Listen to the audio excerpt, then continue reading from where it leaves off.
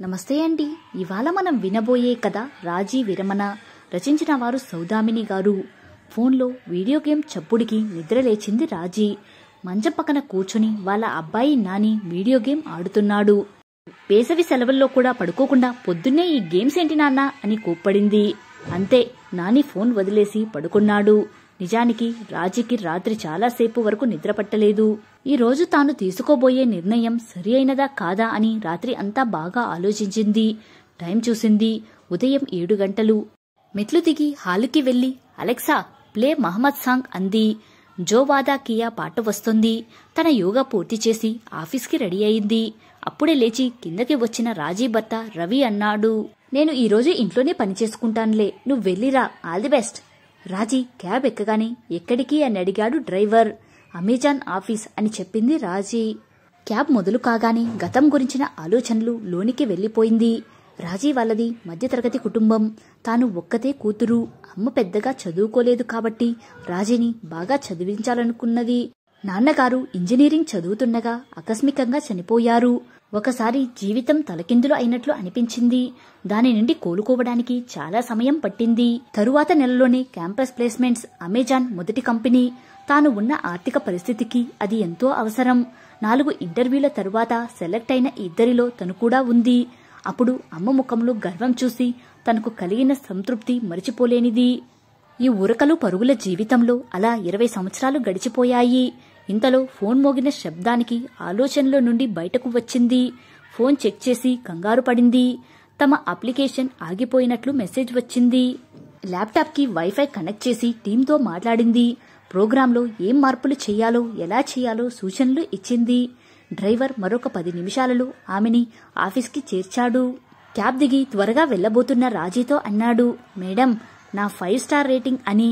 అంత ఒత్తిడిలోనూ తనకు నవ్వు వచ్చింది. అలాగే అంది. తరువాతి అరగంటలో మళ్లీ అప్లికేషన్ పనిచేయడం మొదలుపెట్టింది. ఊపిరి పీల్చుకుంది. అప్పుడే రాజీ ప్రాణ స్నేహితురాలు సరోజ ఆఫీస్ రూంలోనికి వచ్చింది. హే రాజీ, ఇంతకీ ఏం నిర్ణయించుకున్నావు అంది. నా నిర్ణయం ఏమీ మారలేదు అంది రాజీ ప్రశాంతంగా. నీది ఏమైనా తక్కువ జీతమా? నెలకు ఎన్నో లక్షలు. అంత వదిలేసి ఉండగలవా అని ఆశ్చర్యంగా అంది సరోజ.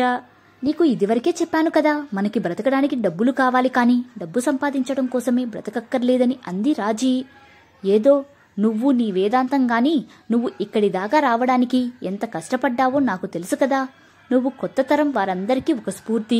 ఒకసారి ఆలోచించుకో అంది. అందుకే కదా నా మీద ఇంకా ఎక్కువ బాధ్యత ఉంది అంది రాజీ. సరే, నీ ఇష్టం, ఆల్ ది బెస్ట్ అని చెప్పి వెళ్లిపోయింది సరోజ నిర్లిప్తంగా. ఇంతలో ఇంటి నుండి వీడియో కాల్. అవతల నుండి వాళ్ళ అబ్బాయి నాని.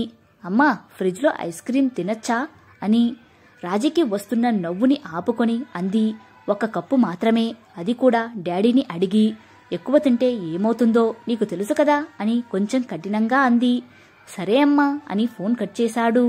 రాజీ కింద పనిచేసే ఐశ్వర్య ఆఫీసు బయట వేచి ఉన్నట్టు చూసింది. లోపలికి రా ఐశ్వర్య అంది. కుర్చీలో కూర్చుని, మేడం, వచ్చే 6 నెలల్లో ప్రమోషన్ వచ్చే ఛాన్స్ ఉందా? కొంచెం సంశయంగా అంది ఐశ్వర్య. నీ అప్లికేషన్లో ఎలాంటి సమస్యలు రాకుండా చూసుకోవాలి అని చెప్పింది ఖచ్చితంగా రాజీ. ఇక నుండి అప్లికేషన్లో కొత్త సమస్యలు రాకుండా ముందు చూపుతో చూసుకునే బాధ్యత నీది అని మెత్తగా చెప్పింది. అలాగే మేడం, తప్పకుండా. నా ఐడియాలన్నీ ఈ డాక్యుమెంట్లో రాశాను. ఒకసారి మీరు పరిశీలిస్తే బాగుంటుంది అంది ఐశ్వర్య. 20 నిమిషాల సంభాషణ తర్వాత ఇద్దరూ కలిసి క్యాంటీన్కి వెళ్లారు. ఇంట్లో ఏమిటి విశేషాలు? ఇంతకీ మీ ప్రేమ ఎంతవరకు వచ్చింది అడిగింది రాజీ. మీకు తెలియంది ఏముంది మేడం, మా ఇద్దరికి పెళ్లి ఓకే, కానీ వాళ్ళ ఇంట్లో పెళ్లి ఖర్చులకి 20 లక్షలు కట్నం అడుగుతున్నారు. అక్కడే ఇబ్బంది అంది ఐశ్వర్య ఓకింత బాధగా. హో, మరి రాహుల్ ఏమంటున్నాడు అడిగినది రాజీ. రాహుల్కి ఇష్టం లేదు, కానీ ఇంట్లో వాళ్ళకి సర్ది చెప్పే ధైర్యం లేదు. అప్పు తీసుకుందాం, పెళ్ళైన తరువాత కలిసి తీర్చుకుందాం అంటున్నాడు అంది ఐశ్వర్య విచారంగా. ఈ సమస్యని సామరస్యంగా పరిష్కరించాలి, కానీ దాని నుంచి పారిపోతే ఎలాగా? పెళ్లికి ఎంత ఖర్చు చేయాలో మీరు బేరీజు వేసుకుని ఇంట్లో వారికి నచ్చచెప్తే మంచిది అని సలహా ఇచ్చింది రాజీ. అదే మేడం, మీరు సరిగ్గానే చెప్పారు అంది ఐశ్వర్య. ఇంతలో ఐశ్వర్య ఫోన్ మోగింది. 1 నిమిషం అని పక్కకు వెళ్ళింది. రాజీ తాను ఒకసారి గతంలోకి వెళ్ళింది. ఆఫీస్లో జాయిన్ అయిన కొత్తలో రవి తన కొలీగ్, సీనియర్. రవి తెలివితేటలు, అమ్మాయికి రెస్పెక్ట్ ఇవ్వడం తనకి నచ్చేది. మొదటి 2 సంవత్సరాలు ఆఫీస్ విషయాలు తప్ప పర్సనల్ విషయాలు ఎప్పుడూ మాట్లాడుకునేవారు కాదు. ఒకసారి ఆఫీస్ తరపున ఇంటర్వ్యూకు వెళ్ళినప్పుడు ఇద్దరూ కలిసి ఒకే విమానంలో ప్రయాణించారు. ఇంటర్వ్యూ అయిపోయాక తిరుగు ప్రయాణంలో విమానాశ్రయంలో తన మనసులోని మాటను బయటపెట్టాడు. నన్ను మా ఇంట్లో వాళ్ళు కూడా భార్య పోస్టు కోసం ఇంటర్వ్యూ చేయమంటున్నారు. మీరు ఏమంటారు? చేయనా వద్దా? 1 నిమిషం రాజీకి ఏం చెప్పాలో అర్థం కాలేదు. ఇంటర్వ్యూ చేస్తేనే కదా మీకు కావలసిన అమ్మాయి దొరికేది తడబడుతూ అంది. కాని ఇది ఏమైనా జాబ్ ఇంటర్వ్యూనా? ఆ అమ్మాయికి కూడా నేను నచ్చాలి కదా, ఒకరి మీద మరొకరికి గౌరవం ఉండాలి కదా అని 1 నిమిషం ఆగి మళ్లీ అన్నాడు. ఇంతకీ మీరు చెప్పండి, మీకు నా మీద గౌరవం ఉందా? 1 నిమిషం ఆలోచించి ఇలా అడిగినందుకు మీ మీద గౌరవం ఇంకా పెరిగింది అంది రాజీ నవ్వుతూ. ఇంకేముంది, అయితే ఇంటర్వ్యూలు క్యాన్సిల్ చేయమంటారు అన్నాడు రవి నవ్వుతూ. తరువాత ఇరువైపులా పెద్దల అంగీకారంతో నెల రోజులకి పెళ్లి జరిగింది. ఏ మాటకి ఆ మాట. రవి గాని వాళ్ళ ఇంట్లో వాళ్ళు గాని తనని కట్నం కోసం ఎప్పుడూ ఇబ్బంది పెట్టలేదు. కాని ఆ ప్రోత్సాహం లేని వాళ్ళు ఎందరో కదా అనుకుంది. సారీ మేడం, రాహుల్ నుంచి ఫోన్ అని ఐశ్వర్య చెప్పడంతో ఒక్కసారి ఉలిక్కిపడి మళ్లీ వర్తమానంలోకి వచ్చింది రాజీ. తన మీటింగ్కి టైం అయింది. లోపలికి రావచ్చా అంది రాజీ. రండి రండి అన్నారు రాజీ బాస్ రమణ. సార్, నేను ఒక ముఖ్యమైన నిర్ణయం తీసుకున్నాను. దీనికోసం గత 6 నెలల నుండి బాగా ఆలోచించాను. ఇదే సరైన నిర్ణయం అనిపించింది అంది రాజీ. ఏమిటది అన్నాడు ప్రశ్నార్థకంగా.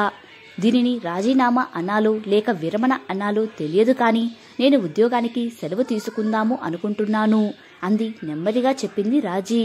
వాట్? ఎందుకు అన్నాడు రమణ ఒక్కసారిగా. సార్, ఈ కార్పొరేట్ ట్రైనింగ్స్ నుంచి మేము ఎంతో నేర్చుకున్నాం. ఒక లక్ష్యాన్ని నిర్దేశించుకోవటం, దానికోసం ప్రణాళిక వేసుకుని కష్టపడటం, అలాగే ఒక సమస్య వచ్చినప్పుడు దానిని విశ్లేషణ చేసి పరిష్కరించడం నేర్చుకున్నాము. ఇవే నైపుణ్యానికి వాడితే మన దేశంలో ఎన్నో ముఖ్యమైన సమస్యలు పరిష్కరించవచ్చు. దానివలన నాకు ఇంకా ఎక్కువ తృప్తి కలుగుతుందని నా అభిప్రాయం. మా ఆర్థిక స్థితికి ఇప్పటిదాకా సంపాదించిన దానితో జీవితాంతం మా అవసరాలకు గడిపేయచ్చు. అవసరాలకు మించి ఎంత సంపాదించినా తృప్తి ఉండదు. ఒక పక్క ఆర్థిక స్వాతంత్రం లేక రోజువారీ అవసరాలకి డబ్బు సరిపోక బాధపడుతున్న వాళ్ళు ఎందరో ఉన్నారు. ముఖ్యంగా ఆడవాళ్లు. వాళ్ళ ఆర్థిక స్తోమత పెంచితే ఎన్నో కుటుంబాలు బాగుపడతాయి. అందుకే వారికి ఆర్థిక సామర్థ్యాన్ని పెంచడానికి, కావలసిన నైపుణ్యాలు పెంచడానికి, ఇంకా ఆ డబ్బులన్నీ ప్రణాళికబద్ధంగా పొదుపు చేయడం నేర్పడానికి కృషి చేయాలన్నది నా ఆశ, కోరిక. అందుకే కాలేజీ స్టూడెంట్ స్కిల్ డెవలప్మెంట్ కోసం ఒక ఎన్జీఓ స్థాపిస్తున్నాను అని 1 నిమిషం ఆగింది. దీనికోసం మీరు ఉద్యోగం ఎందుకు మానేయటం? అవసరమున్న వాళ్ళకి డబ్బులు పెట్టుబడి ఇచ్చి ఆర్థిక అవసరాలు తీరిస్తే సరిపోతుంది కదా అడిగాడు రమణ. సార్, మనం వారి అవసరాలను కొంతవరకే తీర్చగలం. అదే వారికి సంపాదించుకునే నైపుణ్యాలను ఇస్తే వారి జీవితాన్ని వారే సరిదిద్దుకోగలరు. మీకు తెలిసినది కాదు, ఇదే ఫార్ములా మన స్వంత పిల్లలకు కూడా వర్తిస్తుంది. ఒక్కసారి మనసులోని భారమంతా దిగిపోయినట్లు అనిపించింది రాజీకి. మీ ఈ మంచి ప్రయత్నం విజయవంతం కావాలని కోరుకుంటున్నాను అన్నాడు రమణ సౌమ్యంగా. మీకు all the best, but we miss you అన్నాడు రాజీపడ్డ రమణ. కథ సమాప్తం. ఈ కథపై మీ అభిప్రాయాన్ని కమెంట్ రూపంలో తెలియచేయండి. మరో మంచి కథతో మళ్ళీ కలుద్దాం. Thank you.